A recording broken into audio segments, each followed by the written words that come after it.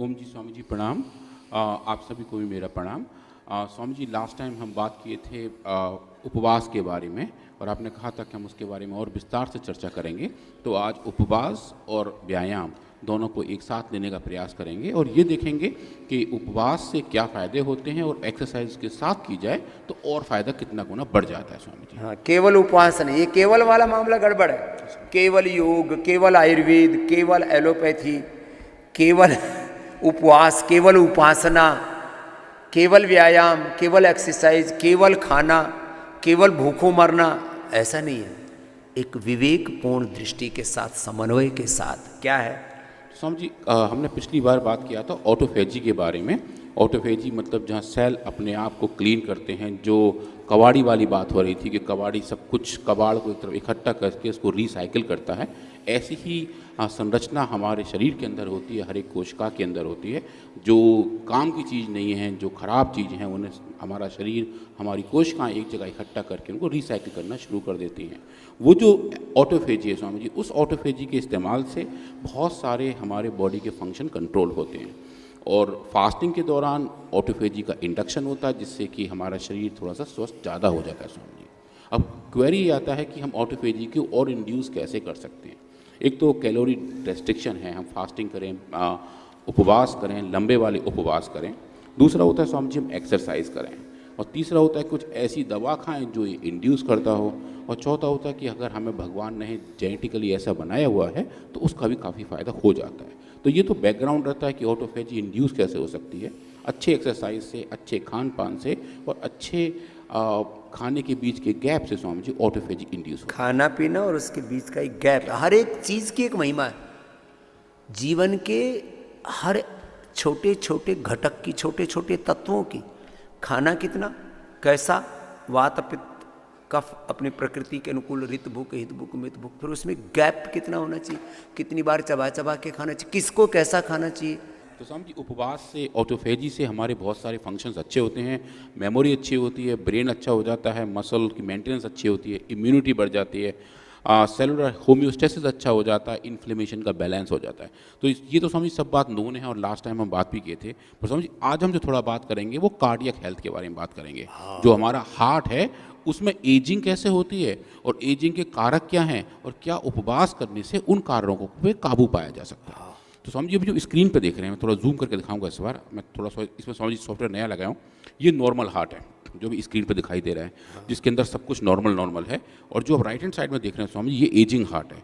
और ये जो आप जूम में यहाँ कर पा रहा हूँ, जो अलग अलग आपको फाइबर उम्र के साथ हार्ट में जो खराब चेंजेज आते हैं, हाँ स्वामी जी, वो क्या है। हाँ, वो जो चेंजेज हैं उसकी वजह से हाइपरट्रॉफी होती है, फाइब्रोसिस हो जाती है, ऑक्सीडेटिव स्ट्रेस बढ़ जाता है, माइटोकॉन्ड्रिया का काम करना थोड़ा स्लो हो जाता है और इन्फ्लेमेशन आ जाता है। तो उसकी वजह से पंपिंग स्वामी थोड़ी सी कम हो जाती है।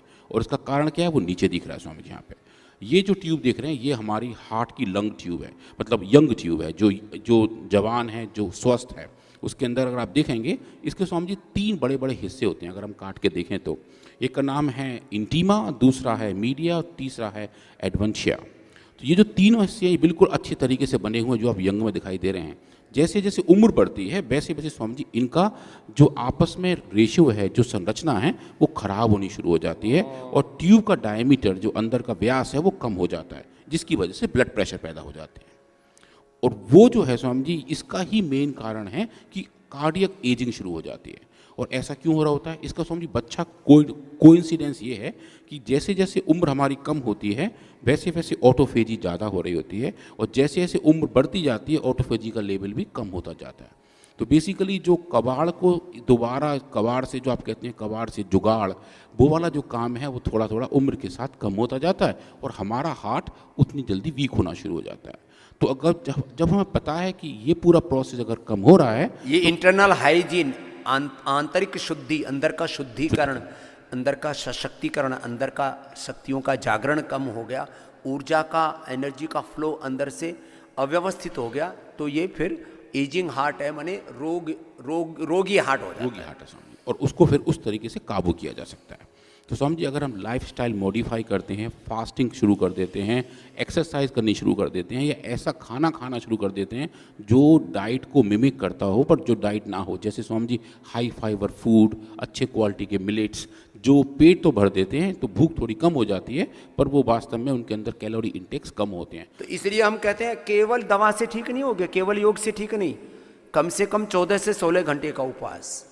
अब जो हार्ट के रोगी हैं उनको शाम को 6-7 बजे से पहले खा लेना चाहिए, अगले दिन फिर उनको 10 से 12 के बीच ही खाना चाहिए। ये करीब 14 घंटे का गैप रखो, तो अंदर से फिर वो योग पूरा काम करेगा। आयुर्वेद की दवा भी जो कार्डियोग्रिट, हृदयामृत, अर्जुन की छाल, दालचीनी आप पी रहे हो, लौकी कल्प और जो फ्रूट डाइट पर आपको रखते, मैं कहता हूँ 2 महीने में आप हार्ट डिजीज रिवर्स कर सकते हो। तो उसका साइंटिफिक अंदर का मैकेनिज्म क्या वो बता रहे हैं डॉक्टर साहब।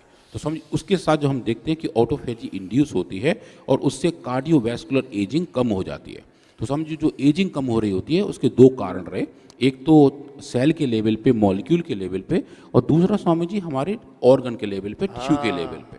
तो जब ये एजिंग कम होती है स्वामी जी, तो ऑर्गन लेवल पे हमें क्या मिलता है, हमें दिखते हैं हाइपरट्रॉफी कम हो जाती है, फाइब्रोसिस कम हो जाती है, डायस्टोलिक डिसफंक्शन, जो हार्ट के बीटिंग का जो प्रोसेस है वो थोड़ा सा जो डिसफंक्शन हो जाता है वो वापस नॉर्मल हो जाता है, वेस्कुलर स्टिफिंग, जो हमारे ब्लड वेस्कुलर सिस्टम की जो ट्यूब्स हैं, जो नसें हैं, जो नाड़ियाँ हैं, उनके अंदर थोड़ा तनाव ज़्यादा बढ़ता है जैसे जैसे उम्र बढ़ती जाती है, उनके अंदर फ्लैक्सिबिलिटी कम हो जाती है स्वामी जी। तो वो फ्लैक्सिबिलिटी भी अगर हम टाइम पे एक्सरसाइज करते हैं और टाइम पे उपवास करते हैं तो वो भी स्वामी जी नॉर्मल होना शुरू हो जाता है। और सेलुलर लेवल पे क्या हो रहा था स्वामी जी, सेलुलर लेवल पे हम देखते हैं कि माइटोकॉन्ड्रिया बेटर हो जाते हैं, ऑक्सीडेटिव स्ट्रेस कम हो जाती है, और इन्फ्लेमेटरी साइटोकाइंस जो उम्र के साथ साथ हौले हौले आते हैं, जिसको आप स्वामी जी कहते हैं स्लो इन्फ्लेमेशन, जो शरीर के अपने अपने अलग अलग ऑर्गन पे है, उसका भी लेवल कम होना शुरू हो जाता है, और ओवरऑल हार्ट एक अच्छे तरीके से अच्छा होना शुरू हो जाता है स्वामी जी। अब इस पर हम ये देखें कि इसके और बहुत सारे फास्टिंग के और कौन कौन से बेनिफिट ज़्यादा हैं स्वामी जी। तो यहाँ मैं 2 चीज़ और बताना चाह रहा हूँ। अभी हमने हार्ट के बारे में बात किया स्वामी जी, फास्टिंग को लेके, उपवास को लेके जो नई अवधारणा है वो स्वामी जी आँखों को लेके भी है। तो जो हमारी आँखें हैं इनके अंदर लिक्विड भरे हुए हैं जो ट्रांसपेरेंट हैं, जिनको कहते हैं vitreous humour and aqueous humour, जो लेंस के दोनों तरफ के लिक्विड होते हैं। उसमें भी स्वामी जी रक्त का संरक्षण होता रहता है, उसमें खाना जाता रहता है। और आँख की बड़ी बीमारियों का एक बहुत बड़ा कारण जो एक्वस ह्यूमर है उसके अंदर का सर्कुलेशन कम होना है। तो स्वामी जी बड़ा अच्छा फाइंडिंग ऐसा है जो ये दिखाता है कि ऐसे लोग जिन्होंने इंटरमिटेंट फास्टिंग की थी या लंबे उपवास किए थे, उनके अंदर जो एक्वस ह्यूमर के अंदर फ्लो था वो रेगुलाइज हो गया था स्वामी जी। तो ये स्वामी जी एक बड़ी बात थी जो लोग पहले लिंक नहीं कर पा रहे थे कि उपवास से ये फायदे भी हो सकते हैं। तो एक्वस ह्यूमर की का रीफ्लो का नॉर्मलाइजेशन फास्टिंग की वजह से होता है। और ब्रेन सेल्स के बारे में हम लास्ट टाइम भी बात किए थे, जो 2 मेन सिस्टम है हमारे CNS के, पैरासिम्पैथेटिक और सिंपैथेटिक, दोनों सिस्टम भी ब्रेन के नॉर्मलाइज होते हैं फास्टिंग की वजह से। तो इसके बारे में समझिए काफ़ी सारा काम हो रखा है और लोगों ने बहुत अच्छे से दिखा रखा है कि ब्रेन की फंक्शनैलिटी भी उपवास की वजह से ठीक हो सकती है। अब जो एक बड़ी बात है स्वामी जी वो ये है, अभी हम बात कर रहे हैं ब्रेन की, हार्ट की, किडनी की, लिवर की, ये इंडिविजुअली स्वामी जी काम नहीं कर रहे, इनका आपस में भी इंटर ऑर्गन कम्युनिकेशन है। जैसे हम समाज में रहते हैं, लोग आपस में बात करते हैं, ऐसे ही ये सब अंग शरीर के अंदर अलग अलग तरीके से बातें करते हैं, और उनका जो कम्युनिकेशन है स्वामी जी, वो इंटर ऑर्गन कम्युनिकेशन भी उपवास की वजह से बेटर हो जाता है। जो आप स्क्रीन पर देख रहे हैं थोड़ी सी बिजी स्लाइड है सोमा जी, आप लेफ्ट साइड में देखेंगे वो लीवर है, बीच में आपको ब्रेन दिखाई दे रहा है, और बाकी राइट हैंड साइड में कुछ ऐसे फैट सेल्स हैं जो फास्टिंग के थ्रू जा रहे हैं, और इनके अलग अलग सिग्नलिंग मॉलिक्यूल हैं, अपने अपने मैसेंजर्स हैं, अपने अपने दूत हैं जो एक ऑर्गन दूसरे ऑर्गन के पास भेजता है, और वो उन दूतों का जो आपस का कनेक्टिविटी है, जो उनकी कम्युनिकेशन के तरीके हैं, वो भी स्वामी जी फास्टिंग की वजह से बहुत बढ़िया हो जाते हैं, और उसकी वजह से ओवरऑल हेल्थ भी इम्प्रूव हो जाती है। नाउ जो अगला पार्ट है Swami ji, exercise during fasting. लोग ऐसे कहते हैं कि जब फास्ट कर रहे होते हैं, जब उपवास होते हैं, शरीर कमज़ोर हो जाता है, पर साइंस स्वामी जी थोड़ा उल्टा कहता है। साइंस के हिसाब से अगर हम एक्सरसाइज करते हैं, हाई एंड योग करते हैं, या फिर बहुत एरोबिक एक्सरसाइज करते हैं उपवास के साथ साथ, तो एक बड़ा अच्छी चीज़ होती है स्वामी जी, हमारे शरीर के अंदर जो फैट है उसका ऑक्सीडेशन होना बहुत ज़रूरी होता है। तो जब उपवास हो रहा होता है और एक्सरसाइज साथ हो रही होती है तो स्वामी जी हमारा जो फैट है उसका ऑक्सीडेशन बढ़ जाता है, जो एक हेल्थी स्टेट की तरफ ले जाना शुरू कर देता है। तो उपवास के साथ साथ यही नहीं कि उपवास है तो सिर्फ लेटे रहेंगे, उपवास के साथ कार्यक्रम भी चलते रहने चाहिए, अच्छे क्वालिटी के योग भी चलते रहने चाहिए, और जो पूरा प्रोटोकॉल आप बताते हैं वो सब लोग जब फॉलो करते हैं तो उसका फ़ायदा भी दिखता है। तो आज हम जो देख रहे हैं कि इतने सारे लोग यहाँ के स्वास्थ्य का एक दोबारा रीजनरेशन कर पा रहे हैं, उसका एक बहुत बड़ा कारण योग के साथ साथ जो हमारे आहार सिस्टम है वो भी है, क्योंकि जो आहार के तरीके हैं वो ये तय कर देते हैं कि हमारा शरीर किस तरफ जाएगा और फिर योग उसको उस तरफ कंडीशन कर देता है। तो वो जो कंडीशनिंग है जो उपवास के साथ साथ एक्सरसाइज की है वो समझिए बहुत ज़बरदस्त है। तो जो हमारे फैट टिश्यू हैं उसमें से अलग अलग टाइप के फैट्स बाहर निकलने शुरू हो जाते हैं। जो ब्राउन फैट है जिसे अच्छा फैट कहा जाता है वो ज़्यादा हो जाता है, और वाइट फैट जो गंदा फैट है जिसकी वजह से मोटापा आता है, बीमारियाँ आती हैं, उनका लेवल कम हो जाता है।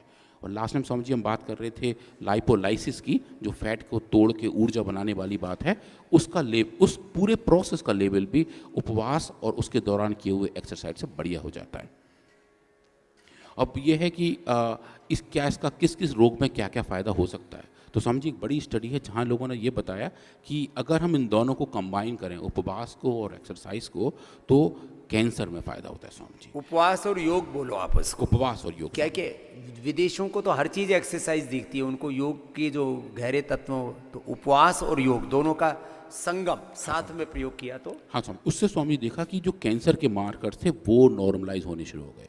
और ये कैंसर के लगभग 60-70 पेशेंट्स पे एक साथ स्टडी की थी, और जहाँ ये दिखाया कि जहाँ उपवास और योग साथ साथ किया तो कैंसर के मार्कर नॉर्मल हो गए, क्वालिटी ऑफ लाइफ बेटर हो गई, थकान कम हो गई, फैट मास कम हो गया, लीन मास बढ़ गया, बॉडी के लिपिड्स कम हो गए, और इंसुलिन का रेजिस्टेंस भी कम हो गया।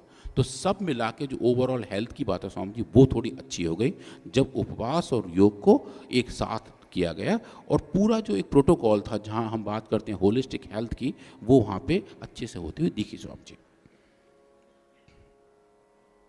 अब एक और कंपोनेंट है स्वामी जी जिसको हम बोलते हैं सर्केडियन रिदम। तो सर्केडियन रिदम स्वामी जी क्या होता है कि जैसे कि हम कितने बजे सो के उठ रहे हैं और कितने बजे हमारे शरीर में किस किस टाइप के हार्मोन सिक्रीट हो रहे हैं, तो हमारे सोने और जगने का जो साइकिल है, जैसे 5 बजे रोज़ सबकी आंख खुल रही है जो यहाँ पे हैं, तो उनका बायोलॉजिकल क्लॉक सेट हो गया है, शरीर के अंदर एक अलार्म लगा हुआ है जो आपको वो सब कुछ करने के लिए कहता है जो आपका शेड्यूल बना हुआ है। तो उसको हम सर्केडियन रिदम कहते हैं कि हमारा शरीर किस टाइम पे क्या काम कर रहा है। एक शरीर के बायोलॉजिकल क्लॉक, एक जैविक घड़ी, ये बहुत बहुत बड़ी भूमिका है इसकी।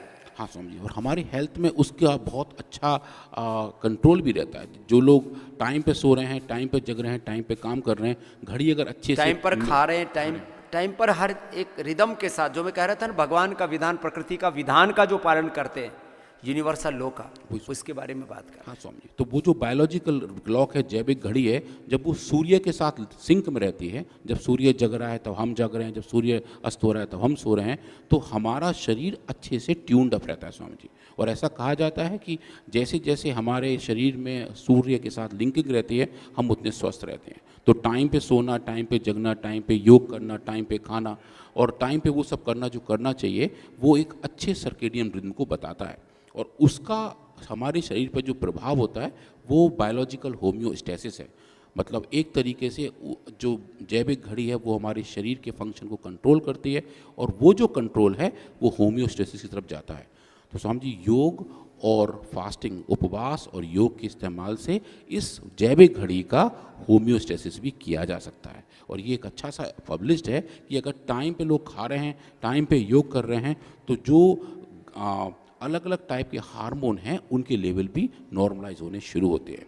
और कुछ लोग जिनका सर्केडियन रिदम खराब हो चुका होता है, जो रात में 2 बजे जग के बैठ जाते हैं और फिर सोच रहे हैं क्या करें, और फिर कुछ काम करते हैं, फिर सुबह 7 बजे सोते हैं और फिर 11 बजे उठते हैं, तो उस पूरे प्रोसेस में भी स्वामी जी अलग सही टाइम पे भोजन किया जाए, उपवास किया जाए और योग किया जाए, तो उससे Swami ji circadian rhythm reset की जा सकती है। तो जो हमारी जैविक घड़ी है उसको रीसेट इस प्रोसेस से किया जा सकता है।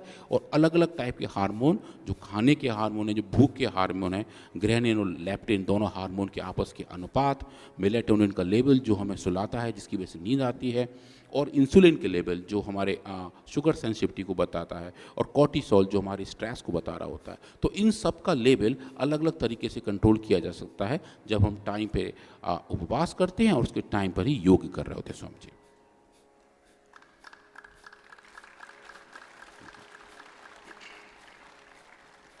अब स्वामी जी हम खाली बात करें योग की, खाली बात करें फिजिकल एक्टिविटी की, तो अगर हम ये देखें कि जो नॉर्मल सेडेंट्री लाइफ स्टाइल है, जो एक तरफ बैठ के जो लोग काम करते हैं, जिनका काम कुर्सी पे बैठ के काम करने वाला होता है, तो उसमें बहुत कुछ ऐसा हो जाता है जो लीवर को परेशान करता है, किडनी को परेशान करता है, और इंसुलिन का रेजिस्टेंस आना शुरू होता है। कुछ ऐसे प्रयोग स्वामी जी हमने अपने लैब में भी किए, जहाँ चूहों को हमने कुछ ऐसी लाइफ स्टाइल दी जहाँ उनके पास भागा दौड़ी कम थी, तो उनके अंदर इंसुलिन का रेजिस्टेंस पैदा हो गया, कि मतलब कि अगर ज़्यादा भी इंसुलिन देते हैं तो प्रभाव नहीं आ रहा था। तो वो माने जानवर भी आलसी हो जाएं तो वो भी बीमार हो जाएंगे, वो हो जाएंगे स्वामी जी, और वो हो भी जाते हैं एनिमल्स में। हाँ स्वामी जी, उनको जब हम एनिमल्स को बांध दो, चूहे से लेके गाय भैंसों में, जो भी ये शेर में, हाथी में जो बीमारियां आती हैं ना, जिनको पालतू बना लेते हैं ना, वहीं पर, और उनको उनके जो एक नैसर्गिक उनका जीवन चक्र उस वो बाधित हो जाता है, तो रोगी हो जाता है। स्वामी जी, जितने बड़े एक्सपेरिमेंटल एनिमल हैं, जैसे अगर हम कुत्तों पे काम करते हैं, अभी हम यहाँ नहीं करते हैं, पर जो कुत्तों की रिसर्च लैब है उनमें स्वामी जी बाकायदा उनके लिए रनिंग ट्रैक बनाए जाते हैं। हाँ। आप लैब में रख रहे हैं उनको, पर उनको भागने के लिए जगह देते हैं आप, तो वो एक बहुत विराट इलाका उनके लिए बनाते हैं। जब हम अपने लैब में काम करते हैं रैबिट्स के ऊपर, तो स्वामी जी बाकायदा रैबिट केज होता है जो उनको भागने के लिए अलग से दिया जाता है, वरना उनके अंदर बीमारियां आनी शुरू हो जाती हैं। उनका जो नैसर्गिक तरीका है जीने का वो भी कम होना शुरू हो जाता है। जितना जीव बड़ा उतना उसको उसके नियम और अनुशासन भी हाँ, उतने जरूरी है स्वामी, बड़े हो बिल्कुल जाते जरूरी हैं। है। पर स्वामी जी हमने चूहों को देखा, जब हमने इनको एक्सरसाइज कराया, जब उनको ट्रेडमिल पर दौड़ाया, तो ट्रेडमिल पर दौड़ने के बाद, हमारे पास चूहे का ट्रेडमिल है स्वामी जी, और वो बड़ा अच्छे से दौड़ते भी हैं। एक बार में 6 चूहे ट्रेडमिल पर भागते हैं, और जब नहीं भागते हैं तो उनको भगाया भी जाता है, वो भी उनके अलग अलग तरीके हैं। पर लेकिन जब उनको हमने एक्सरसाइज कराया, एक फिजिकल एक्टिविटी कराई, तो देखा स्वामी जी उनके अंदर इंसुलिन का सेंसिटाइजेशन कम हो गया था। कम डोज ऑफ इंसुलिन से वो रेस्पॉन्स आ रहा था जो हाई डोज से आ रहा था। तो मतलब कि उनका जो लिवर था, जो उनका बॉडी मास था, वो नॉर्मलाइजेशन की तरफ जाना शुरू हो गया था। तो योग का, एक्सरसाइज का, फास्टिंग का स्वामी जी एक कंबाइंड जो इफेक्ट है, वो स्वस्थ शरीर की तरफ और स्वस्थ जीवन की पद्धति की तरफ जाने की तरफ हमें लेकर जाता है।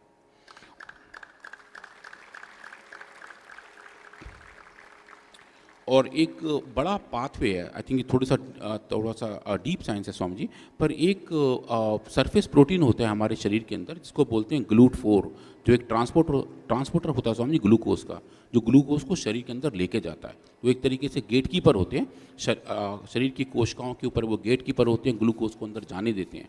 तो उनका जो लेवल है वो स्वामी जी अलग अलग बीमारियों में बढ़ता है। डायबिटीज़ में स्पेसिफिकली वो मॉडिफाई हो जाते हैं। जब योग किया जाता है और साथ साथ उपवास भी किया जाता है, तो समझिए इनका लेवल भी मॉडिफाई होता है। तो जो ग्लूकोज का मेटाबॉलिज्म है, जो ग्लूकोज का होम्योस्टेसिस है, समझिए वो भी रेगुलेट होना शुरू हो जाता है जब हम अच्छे तरीके से उपवास करते हैं और उतने ही अच्छे तरीके से योग करते हैं। तो इन कंक्लूजन अगर हम इसको देखें स्वामी जी, थोड़ी बिजी स्लाइड है, थोड़ी सी आर्टिस्टिक बनाने का प्रयास किया है। बड़ी स्क्रीन पे आपको बड़ा दिखेगा। मैं समझ यहाँ जूम कर लेता हूँ थोड़ा सा, मुझे यहाँ भी दिखेगा ये तो ये स्वामी जी इंटरमीडिएट फास्टिंग का है, जहाँ पूरा न्यूरोजेनेसिस, माइक्रोआरएनए चेंजेस और स्टेम सेल्स का रीजनरेशन और एक्सोनल रीजनरेशन, जो हमारे ब्रेन के न्यूरॉन्स है उनके बाहर जो कोटिंग है उसका भी रीजनरेशन इंटरमीडिएट फास्टिंग करता है। इधर हम जो देख रहे हैं वो फिक्स मील डाइटिंग है कि कब किस टाइम पे कितना खा रहे हैं, जो भी उपवास का एक और तरीका है। उसमें स्वामी जी बीटा सेल्स का रीजनरेशन, स्टेम सेल्स का रीमोडिफिकेशन और ऑटो इम्यूनिटी फैक्टर, और जो तीसरा वाला तरीका है फास्टिंग का, जहाँ लंबी वाली फास्टिंग की जाती है स्वामी जी, उसमें लैप्टिन और ग्रेलिन का आपस का अनुपात, माइटोकॉन्ड्रियल फंक्शन और ऑटोफेजी, इन सब का कॉम्बिनेशन साथ के साथ स्वामी जी जो आज बड़ी बात आ रही है गट माइक्रोबायोटा के बारे में, कि जो हमारे पेट के अंदर अच्छे वाले बैक्टीरिया हैं जो ये तय करते हैं कि हमारा स्वास्थ्य किस तरफ जा सकता है। जो आज कहते हैं कि गट इज़ न्यू ब्रेन, कि जो आंतों के अंदर का सामान है वो बिल्कुल ब्रेन की तरह काम कर रहा होता है, पूरे शरीर को गाइड करता है। तो उस गट माइक्रोबायोटा का भी लेवल फास्टिंग से, उस गट माइक्रोबायोटा का लेवल उपवास से और योग से मॉडिफाई होता है स्वामी जी। तो आज के लिए स्वामी जी इतना ही, कल फिर दोबारा एक्सरसाइज के बारे में बात करेंगे।